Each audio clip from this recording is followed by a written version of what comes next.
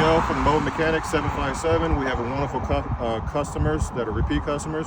We're going to do a pre-purchase used car inspection.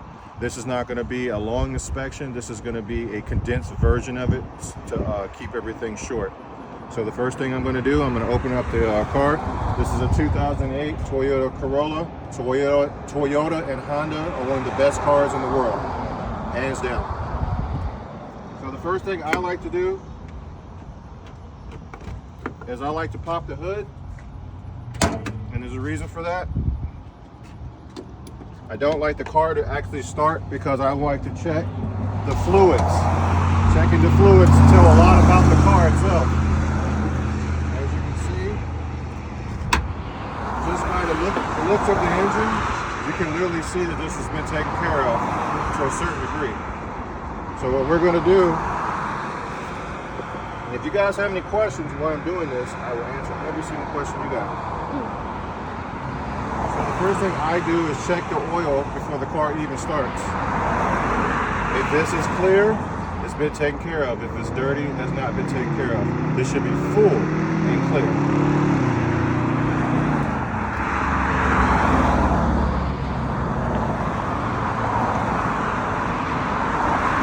As you can see, that is full and clear. That means there's been an oil change.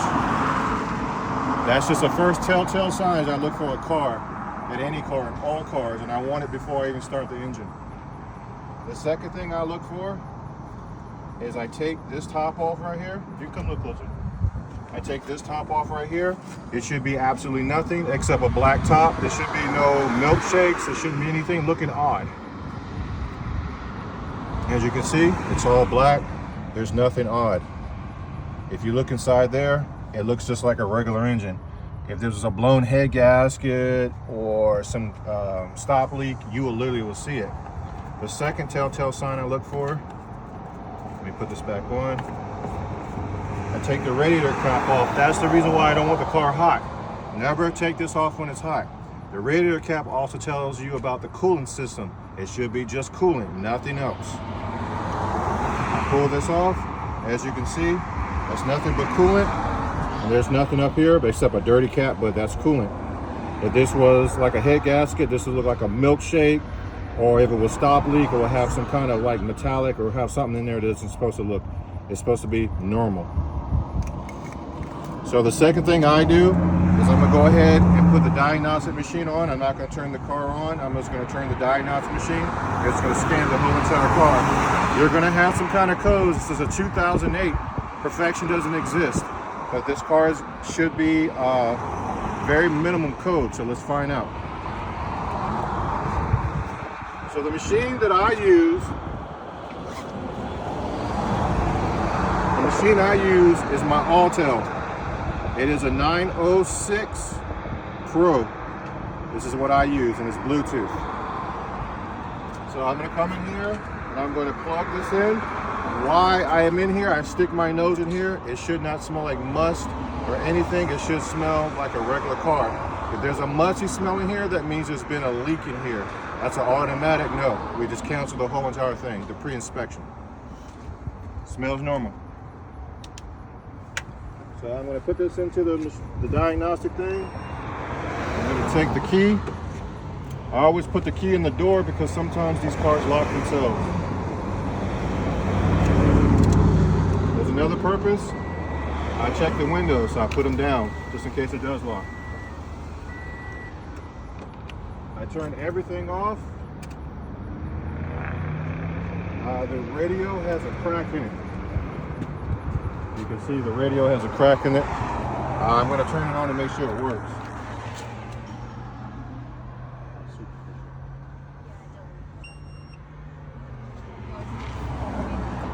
All right, so I'm going to close the door.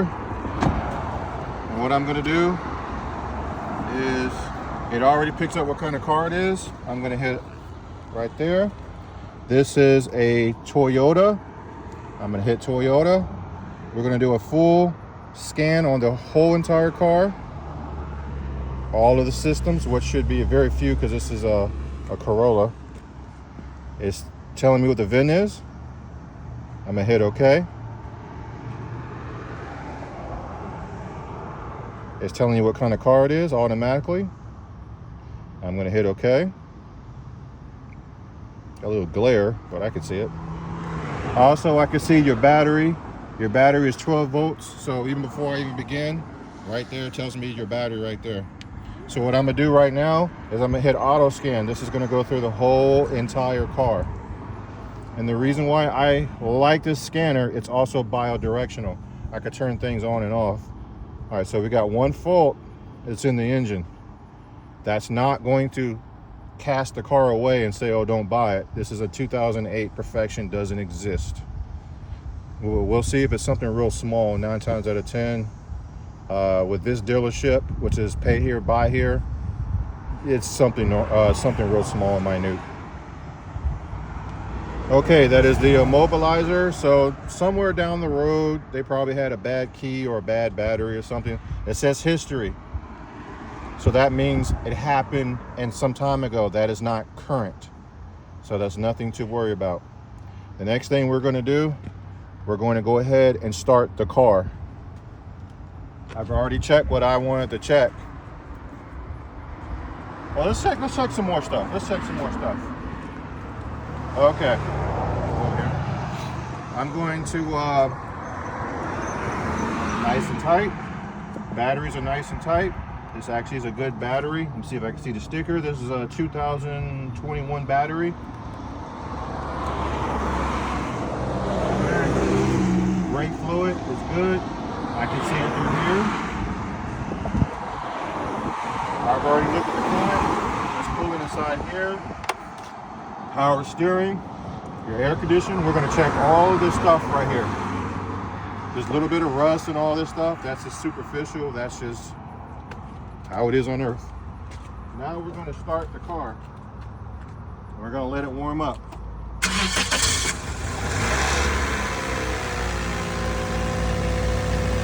Okay, so I can see the alternator is actually working. It should drop some.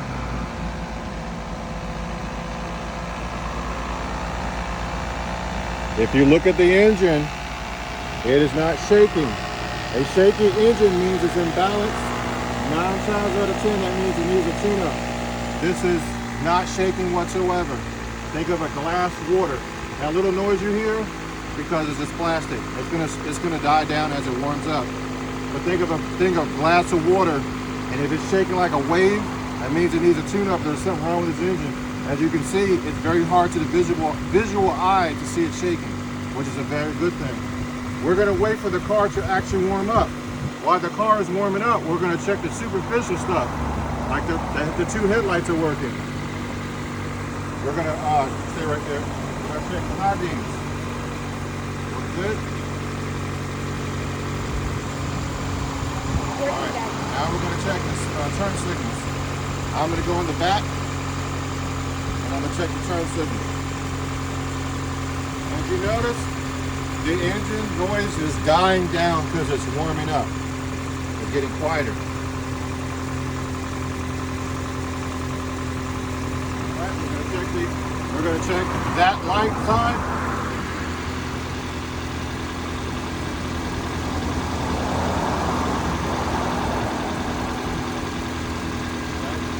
Do this while it's warming up. This is the small superficial stuff. I have a question about the engine. Is it true that when you warm up a car, you need to give it time to warm up, or can you just start it off and go? Those are the old cars, the ones with the carburetors. That's a very good question with the carburetors. Yes, the new cars, they're fuel injected.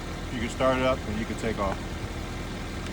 Unless you wanted to sit and, get some air conditioning or some heat or whatever the case would be. But yeah, you can normally take off and go.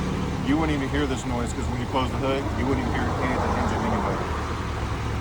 So what we're going to do now, we're going to check the air conditioning. All right, if you can go by the engine, you'll hear a click. That click noise is the air conditioning. Ready?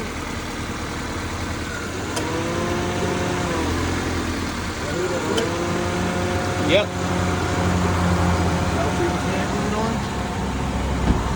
Whenever the air conditioner cuts on, the fan cuts on. So one of the things you can do you don't have anything to check the temperature, let it run for a few minutes and grab the low side. Feel that. If you just sit down and feel that. How does that feel to you? All right, now go inside the car and see if you like how cold it is.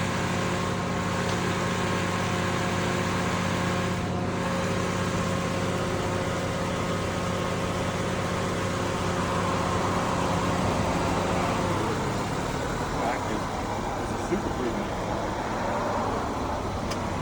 All right, now we're gonna come out. So the air conditioner is working, which is very, very, very important because it costs a lot of money for air conditioners. Toyotas are very good made as long as they're maintained. So now I'm gonna check the heat. You come over here. So we're gonna turn the air conditioner off and we're gonna check the heat. And that tells me if the actuators are working, which are motors that go from hot to cold. And this is super hot already. This is a very good car and it's not even warmed up already. I don't even feel the car running, honestly. So we're gonna come back over. We're gonna turn back on the air conditioner. We're gonna make sure the defroster is working. Defroster is working. Check the horn. We're going to check and see if the emergency things, that's very, very important for your emergencies to say something happens. That's flashing. So she's going in the back, I'm going to go in the front. Is it flashing? All right, so this car so far is actually really good. We haven't gotten as far as we want to. And we're going to check the back window. I'm going to check it a little bit because this is here. So it does work. I don't want to knock that off. I'm gonna go over here. That works very good. And you can hear the air conditioner cutting on and off, which is good.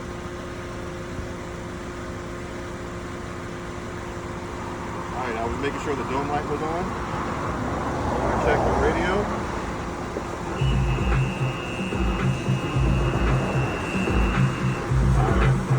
Even though that's cracked, it's still working. It's got a CD player.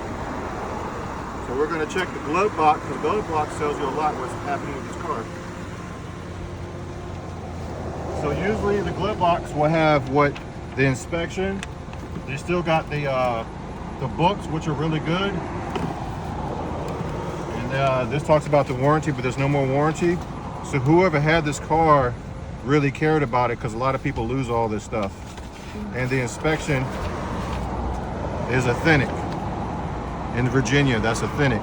If you don't have this in your car, be very wary about that inspection sticker, because a lot of people will just buy them and they're fake. You don't want that. In Virginia, it goes straight to the state police. You can't make this up. It doesn't happen.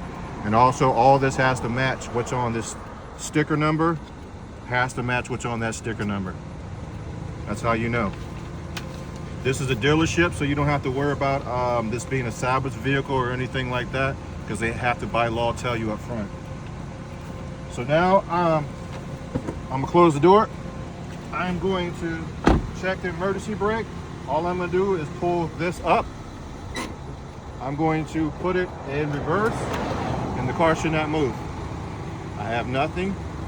The emergency brake is on, so that tells me the emergency brake is good back there, which is very important. So the next thing I want to do is we're going to check the fuel trim. We want it to be minus or plus in short term and long term together. Minus or plus 10. Anything beyond that, engine's not running good. It's either running lean or it's running very rich. So I'm going to go in my live data and I'm going to pull up the fuel trim. And also I can see all the PIDs, which are all the sensors in real time. I just don't look at codes. So I'm gonna look for the fuel trim for you guys. I don't see anything red thus far. And by all means, ask questions. Let's see, oh, here we go. Short term and long term. I'm gonna pull it up right on this graph. This engine is running almost perfect. Remember, the number is minus or plus 10. Short term and long term together. I don't know if you can see that, but this one is the short term and long term. And you add those two up, that's when the air conditioner's on and it drops back down. You're at 2. So this engine's almost running perfect. And when the compressor cuts off, this usually goes down to 0. And when it cuts on, it goes up a little bit because it's adjusting, because there's more RPMs it needs. And as you can see, that is one of the main things that no one can hide. See, that's going to drop down. See, it's dropping down. You heard the click. That's the compressor doing that. So this engine is running almost perfect. This is something that people cannot hide. If you have any kind of scanner that can look up short-term and long-term, add these two numbers together. No one can hide that number no matter what they're doing over there. So the very next thing we're going to do, we're going to hop in the vehicle and we're going to go around in this little parking lot because we cannot leave the parking lot whatsoever. So if you guys want to hop on in. You want me to keep this going?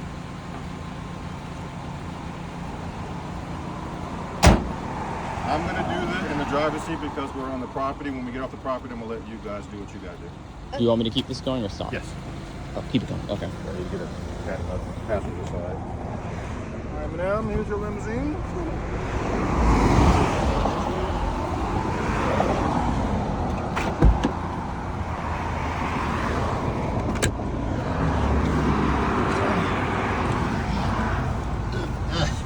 Barely fit in here. All right. So we cannot leave the property. We're not going to leave the property. But I want you to see how smooth the car feels and the response. I'm checking the brakes. You see how it responds? We're going to go get the paperwork for a test drive because I have to follow their rules. But as you can see, there's no hesitation. Everything is smooth. I'm gonna take my foot off the thing. You barely can feel the car running.